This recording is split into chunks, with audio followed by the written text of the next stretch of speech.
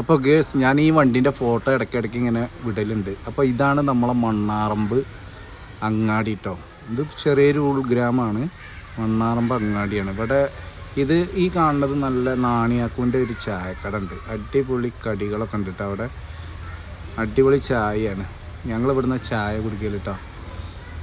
പിന്നെ ഈ കാണുന്നത് ഇവിടുത്തെ സ്കൂളാണ്, ചെറിയ സ്കൂൾ, 4ാം ക്ലാസ് വരെയുള്ളൂ. ഇതിപ്പോൾ പുതിയ സ്കൂൾ കയറ്റിയതാണ് ഈ ബിൽഡിങ്. അപ്പോൾ ഇതിൻ്റെ അടുത്തും കടകളും കാര്യങ്ങളൊക്കെ ഉണ്ട്, ഒരുപാട് കടകളും കാര്യങ്ങളൊക്കെ ഉണ്ട്. ഞങ്ങൾ ഇങ്ങോട്ട് 7 ചാലാണ് കേട്ടോ, പെരിന്തൽമണ്ണന്ന് മണ്ണാറമ്പയ്ക്ക്, പിന്നെ മണ്ണാറമ്പെന്ന് പെരിന്തൽമണ്ണയ്ക്ക് 7 ചാൽ, മൊത്തം 14 ചാലാണ് കേട്ടോ അവിടെ. അപ്പോൾ മണ്ണാറമ്പ് കാണാൻ ഇഷ്ടമുള്ളവർ ഇങ്ങോട്ട് വരണം കേട്ടോ. നല്ല അടിപൊളി ഒരു ഗ്രാമമാണ്, കുറേ ആളുകളും കാര്യങ്ങളൊക്കെ ഉള്ളൊരു ഗ്രാമമാണ് കേട്ടോ. ഇവിടെ ഇത്ര ചെറിയൊരു അങ്ങാടിയാണെന്ന് പറഞ്ഞിട്ട് കാര്യമില്ല, നല്ല ആളുകളൊക്കെ ഉള്ള സ്ഥലമാണ് ഇവിടെ. ഞങ്ങൾ രാവിലെ ഇവിടുന്ന് ഒരു 7:30 സ്റ്റാർട്ട് ചെയ്യും. ഇതൊരു വെയിറ്റിംഗ് ഷെഡാണ് കേട്ടോ.